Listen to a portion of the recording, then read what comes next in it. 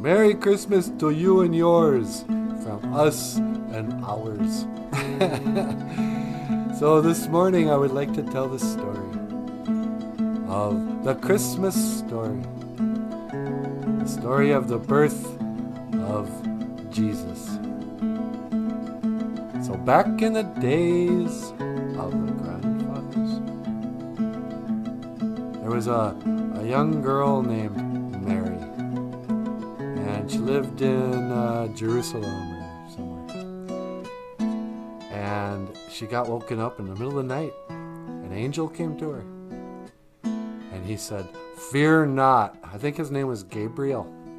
He goes, "Fear not, Mary. I come with great news," or something. And he goes, "You've been selected. Kitchimanadu, the Great Spirit.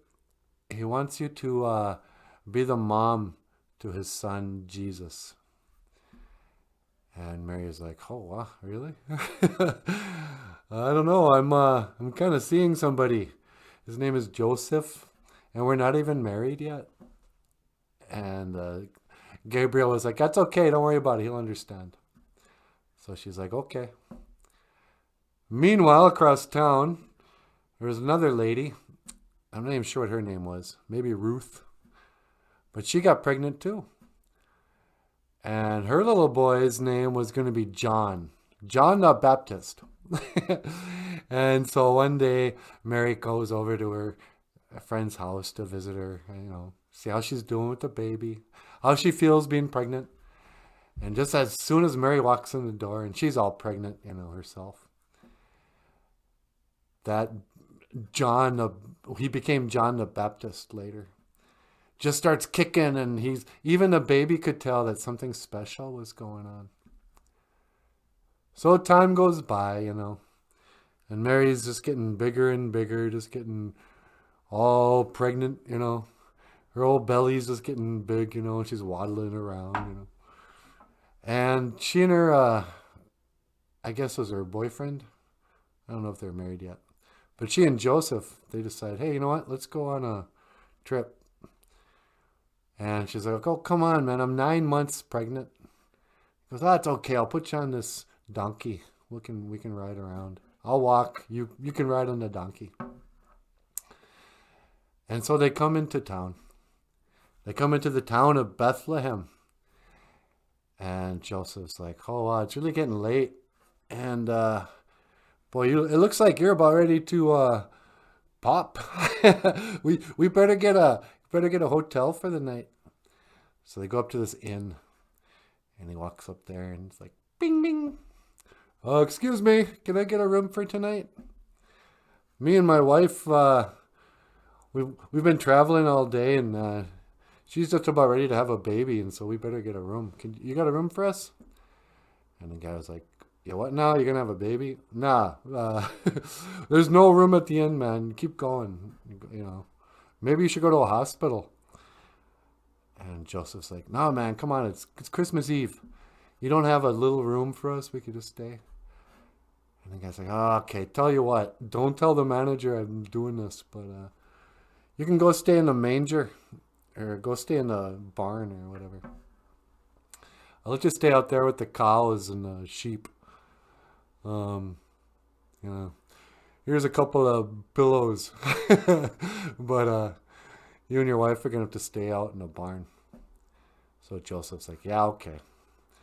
So they go out to the barn there, and they start setting up camp, getting comfortable. And, oh, geez, Mary starts to feel the contractions. She's like, "Oh, I think it might be tonight."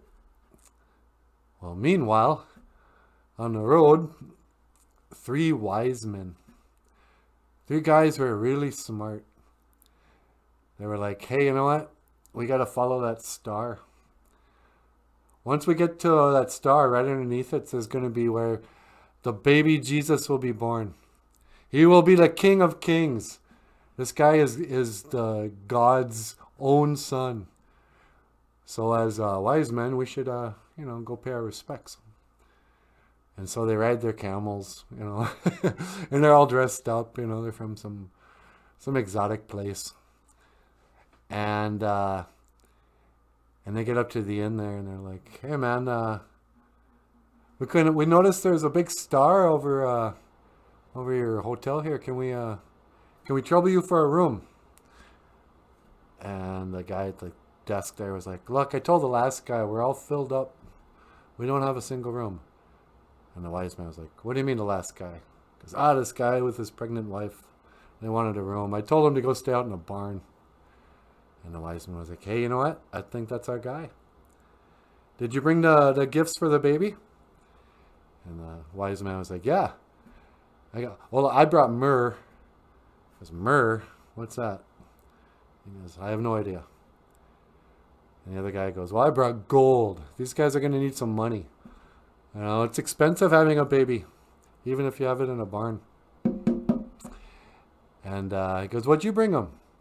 And the third wise man was like, "Well, I brought him this frankincense.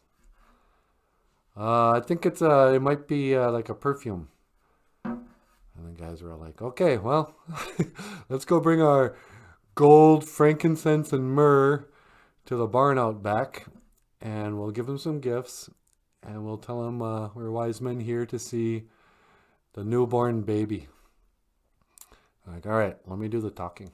So they go back there, and it's just like you've seen the whole manger scene. There's animals, but they're all peaceful and clean. And there's a star right above the manger. And there's like a glow. And sure enough, Mary had her baby. And she had wrapped that little baby in swaddling clothes. And she named him Jesus. And the wise men were like, "I'm sorry, you named your kid Jesus?" He goes, No, Jesus. It's going to be he's my son. He's going to be a great football player one day. But so the wise men get up there. They're like, "Excuse me, sir. We are 3 wise men from the east. We have followed a star.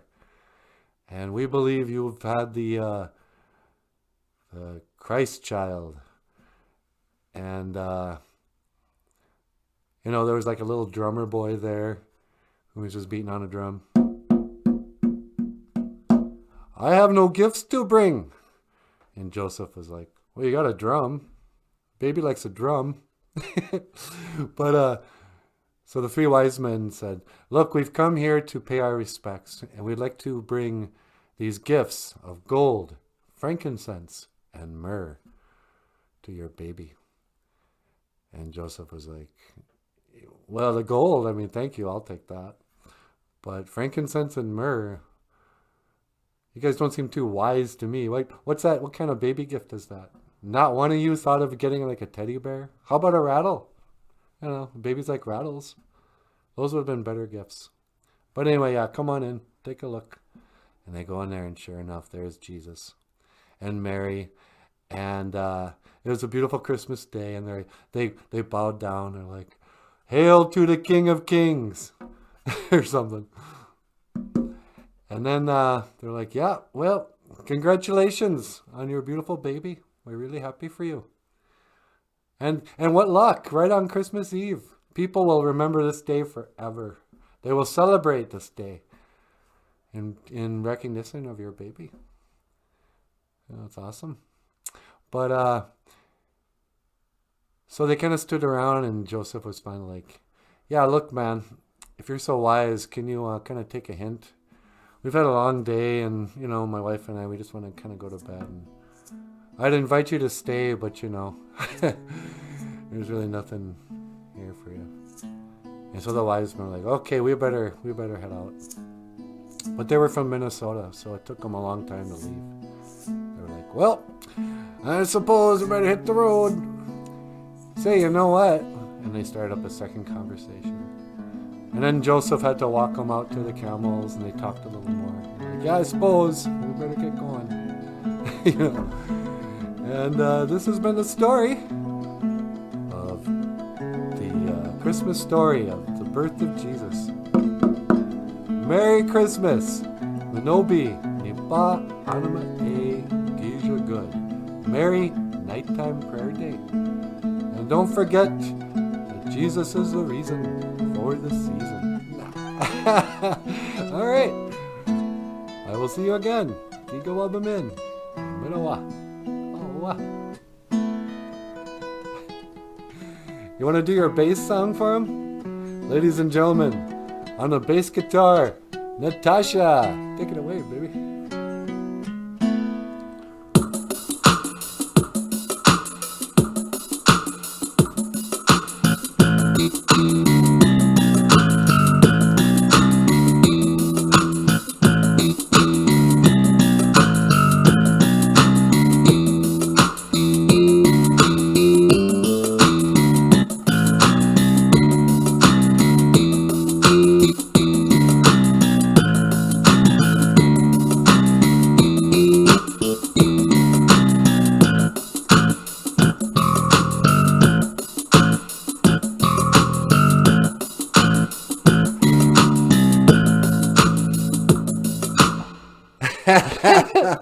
Okay, hey, mi gwechwini mushin. Thank you, sweetheart.